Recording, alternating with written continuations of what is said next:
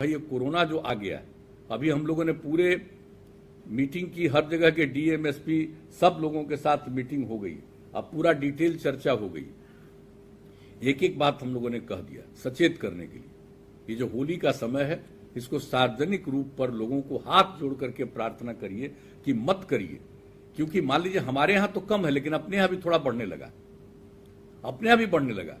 300 से नीचे थे अफेक्टेड लोग, अब बढ़ करके हो गए हैं 500 से ऊपर, बढ़ रहा, बढ़ने लगा है। बाहर से भी लोग आते हैं, स्वाभाविक रूप से अपने घर में आते हैं, उसको बेचारे को क्या पता है कि उनको है। जब टेस्ट होता है तो पता चलता है कि पॉजिटिव, ऐसे क्या मालूम। लेकिन अगर बहुत बड़े स्तर पर नहीं करेंगे, सार्वजनिक रूप पर नहीं जुटेंगे तो बचेंगे। और देख लीजिए 8 राज्यों का क्या हाल हो रहा, कितना बढ़ रहा। महाराष्ट्र की क्या स्थिति हो गई है, जरा इस बात को जानिए। शायद जितना पहले नहीं हुआ था उतना अब हो गया है। हमारे यहां तो बहुत कम है, हम लोगों ने बहुत नियंत्रित किया है, और जितना अफेक्टेड लोग भी कम है, मृत्यु होने वालों की संख्या भी कम हुई है, लेकिन मृत्यु तो हुई है लोगों की।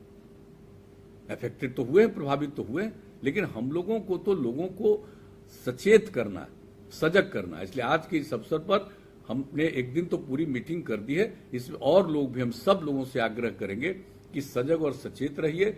दूसरे कई देशों में बढ़ने लगा, अपने देश के कई राज्यों में बढ़ने लगा, हमारे यहां भी थोड़ा थोड़ा बढ़ने लगा। तो हम लोगों को सचेत रहना है, और सचेत रह करके इन सब चीजों पर जरूर एकदम बिल्कुल काम कीजिए संक्रमण की स्थिति में। तो ये हमारा आप सब लोगों से आग्रह है कि 1911 में नवंबर महीने में तो बिहार को यानी बंगाल से अलग किया, जिसमें बिहार और उड़ीसा दोनों था, उसको अलग किया गया और पटना को ही उसकी राजधानी के बारे में निर्णय हुआ। लेकिन यह तय हुआ कि आखिरकार इसको हम कब से बिहार दिवस मनाएं। तो अनेक विषय थे, कब गवर्नर आ गए, कब क्या हुआ, नोटिफाई हुआ। तो इन सब चीजों पर गौर करते हुए हम लोगों को यही लगा कि देखिए, जिस दिन अंग्रेजों का राज था, उन लोगों ने बिहार को एक अलग प्रांत के रूप में नोटिफाई किया, उसी को हम लोग बिहार दिवस माने। और ये काम 22 मार्च 1912 को किया गया था। तो इसलिए हम लोगों ने 22 मार्च को ही बिहार दिवस के रूप में मनाना शुरू किया। और इस पर चर्चा तो पहले से कई सालों से हो रही थी, लेकिन 2010 से एक कार्यक्रम का, अच्छे खासे कार्यक्रम की शुरुआत की गई, और गांधी मैदान के माध्यम से हम लोगों ने ये सब काम काफ़ी कुछ शुरू किया, बड़े पैमाने पर काम किया गया। और जब 100 साल का समय आया 2012, चूंकि 1912 में ये नोटिफाइड हुआ था 22 मार्च को, तो उस दिन क्या भव्य कार्यक्रम हुआ, कितनी चीजों का निर्णय हुआ। आज जो राज्य गीत, और इसके बारे में हमारे उप मुख्यमंत्री जी ठीक कह रहे हैं, ये पहले से ही डिसाइडेड है कि जो हमारा राज्य गीत है इसको हम खास कार्यक्रमों में रखें। कई साल तक खास कार्यक्रमों में रखा जाता था, पढ़ा जाता था, लेकिन इधर ये काम धीरे धीरे लोग भूल गए।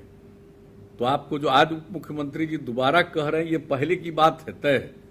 तो हम तो ये कहेंगे सब लोगों को, हमारे सब लोग बैठे हुए, मुख्य सचिव बैठे हुए हैं, विकास आयुक्त बैठे हुए हैं, और जो जिम्मेवारी शिक्षा विभाग को दी गई कि बिहार दिवस का आयोजन शिक्षा विभाग के माध्यम से। आखिर शिक्षा विभाग को क्यों तय किया गया? वो इसलिए तय किया गया कि शिक्षा सबसे महत्वपूर्ण है, और पहले बिहार में शिक्षा थी, इन दिनों हम काफी पीछे रहे। तो इसीलिए शिक्षा विभाग को ये जिम्मेवारी दी जाए, और इसको बड़े पैमाने पर नई पीढ़ी के लोगों को ये जानकारी दें। तो जब नई पीढ़ी के लोग, पुरुष और स्त्री, सब के सब लोगों को अगर इन सब चीजों का एहसास हो गया, जो पढ़े हैं, जो नहीं पढ़े हैं, उन सब लोगों के बीच में धीरे धीरे चर्चा हो जाएगी, तो सबके मन में एहसास होगा। और आप जान रहे हैं, अब तो बिहार दिवस आप जान लीजिए, सिर्फ बिहार में नहीं, बिहार के बाहर दूसरे प्रांतों में, और यहां तक कि दूसरे देशों में जहां बिहार के लोग रहते हैं, वहां बिहार दिवस मनाते हैं। और आज कितनी खुशी की बात है कि आज के बिहार दिवस के अवसर पर आदरणीय राष्ट्रपति जी ने, आदरणीय प्रधानमंत्री जी ने भी बिहार को शुभकामनाएं दी है बिहार दिवस के अवसर पर। तो आप समझ सकते हैं कि बिहार दिवस का कितना महत्व है, सब लोगों ने इनको स्वीकार किया।